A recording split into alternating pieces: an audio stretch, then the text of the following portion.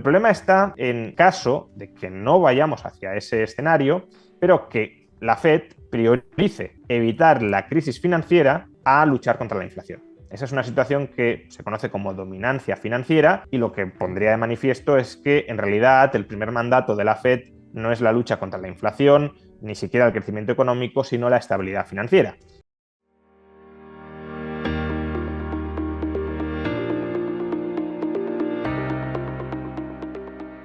Y siempre hemos dicho por aquí en mi programa, con todos los invitados que han venido, también cuando he hecho análisis en solitario, que la Fed iba a subir tipos de interés hasta que oliera a chamuscado, y parece que ese primer olor a chamuscado es el que hemos tenido con este evento crediticio, también relacionado con el mercado del crédito. Ahora, claro, el debate está si en la próxima semana, el día 22 de marzo, la Reserva Federal va a seguir su hoja de ruta, es decir, va a priorizar la inflación, el mandato de los precios que tiene, o si considera que viene una crisis que afecte al sistema financiero y esto genere una cascada todavía mayor y diga, bueno, como están diciendo algunos bancos de inversión, ¿no? Ya cambiando su hoja de ruta, es decir, ya la pausa va a venir ya de ya, y entonces la inflación quedará en segundo plano y acostumbrarse a inflaciones más elevadas, ¿no? Y sobre todo viendo el dato de inflación hoy, estaba en línea, pero sigue estando la subyacente muy fuerte, incluso ha repuntado mensualmente la inflación subyacente. ¿Por dónde pueden ir los tiros de la Fed? Bien, conociendo a Jay Powell, lo que ha estado haciendo en las últimas reuniones, siempre ha estado muy obsesionado con esto. En el último discurso en el Congreso fue muy severo con el tema de la inflación, incluso tumbó los mercados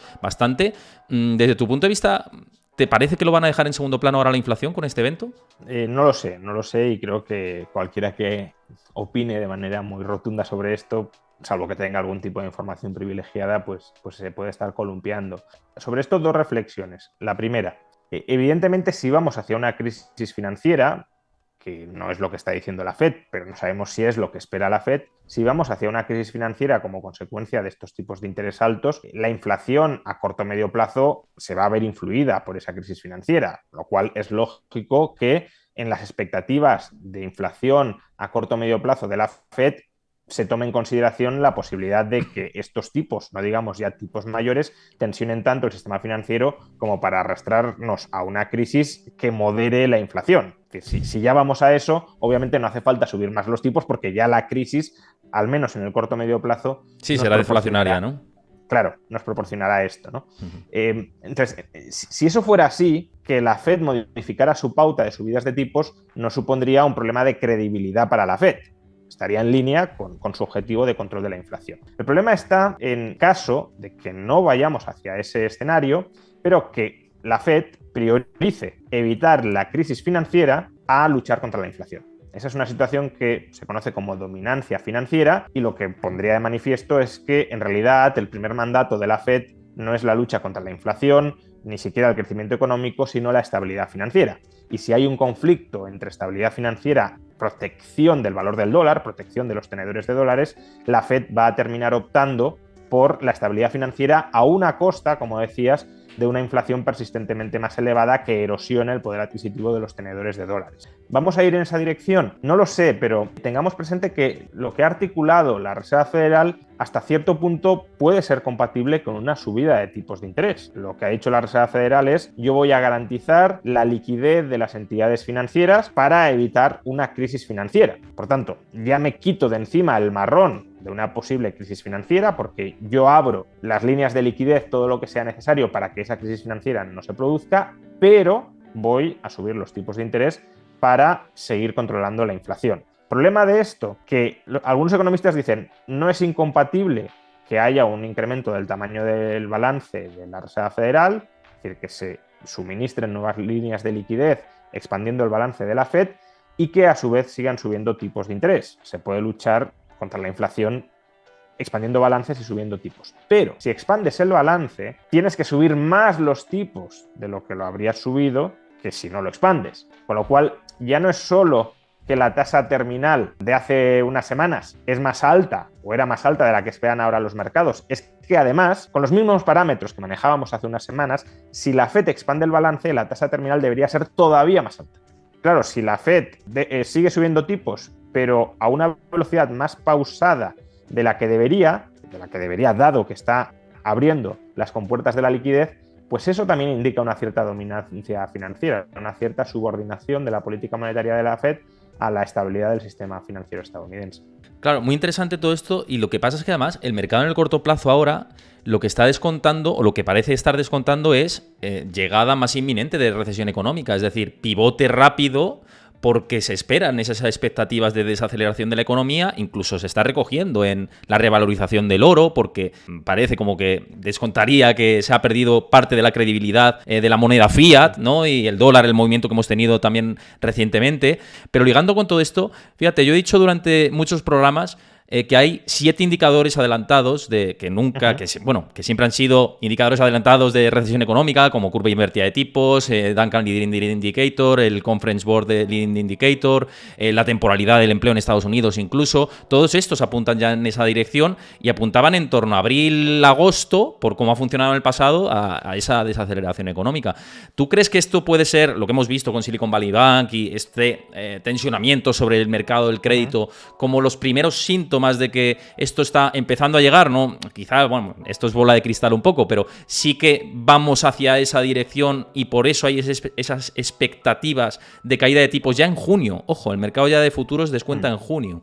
Sí, a ver, también hay que tener en cuenta que los tipos pueden estar cayendo ahora simplemente por una fuga hacia la calidad, por una búsqueda de seguridad durante los últimos días, ¿no? Es decir, una huida de ciertos pasivos que se pueden ver muy expuestos ante una crisis financiera y búsqueda de refugio más estable en la deuda pública. Con lo cual no estaríamos tanto ante un indicador que nos muestra expectativas inminentes de tipos, sino más bien ante un aumento de la demanda de activos libres de riesgo, de protección para el inversor, dado que ha aumentado la incertidumbre. Estos días claramente ha aumentado.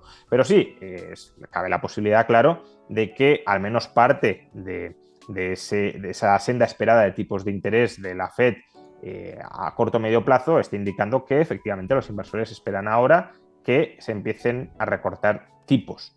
Si se empiezan a recortar tipos, solo puede ser porque la economía se desacelera de manera muy clara, muy visible en el corto plazo, o porque la Reserva Federal tiene información sobre tensionamiento financiero que no nos está revelando y ve las cosas muy malas si no baja tipos, o porque la inflación caiga de manera muy considerable en el muy corto plazo.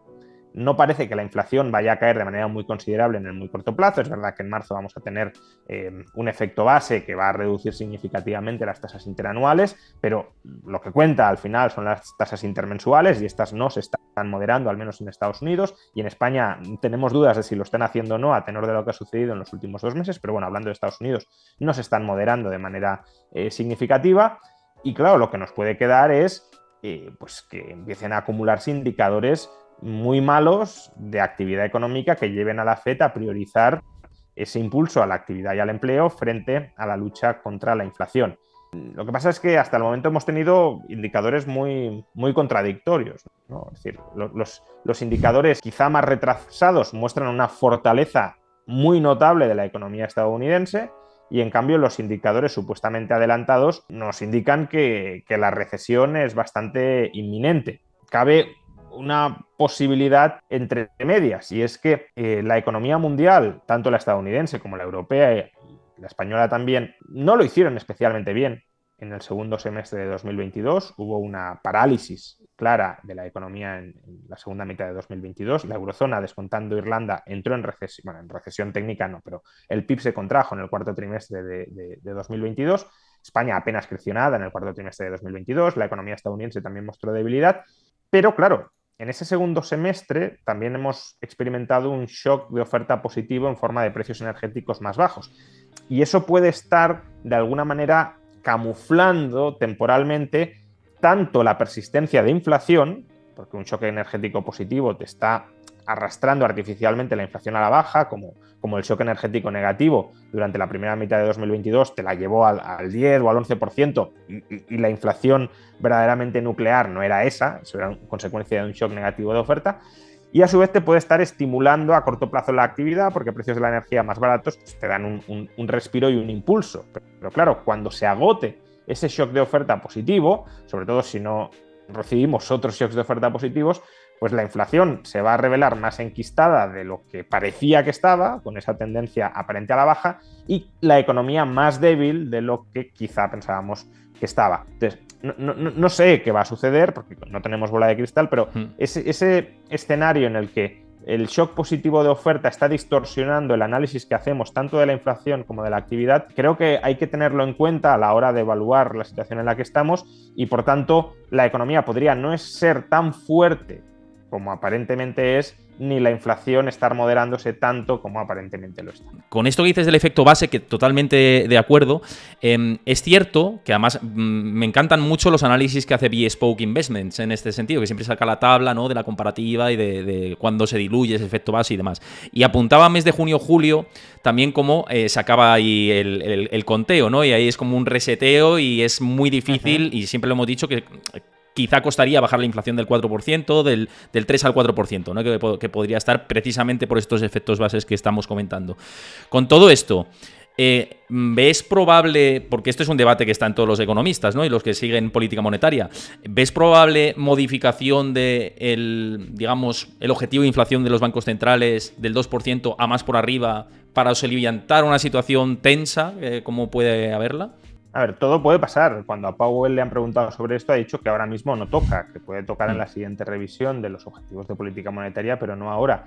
Y yo tiendo a coincidir con esa visión. Es decir, dejando de lado que yo no soy especialmente favorable que se revise al alza la inflación, el objetivo de inflación, porque eso simplemente significa que estamos convalidando que el Estado nos imponga un señoreaje anual superior al que ya nos está imponiendo y que por tanto haya un impuesto sobre los tenedores de dólares mayor del que ya hay ahora. El gobierno estadounidense necesita subir impuestos, que lo suba, pero que no utilice la argucia de la inflación, que además es un impuesto bastante ineficiente. Pero bueno, dejando de lado esta consideración, imaginemos que llegamos al consenso de que sí, que el objetivo de inflación del 2% no es el adecuado y que es mejor el 3% o el 3,5%.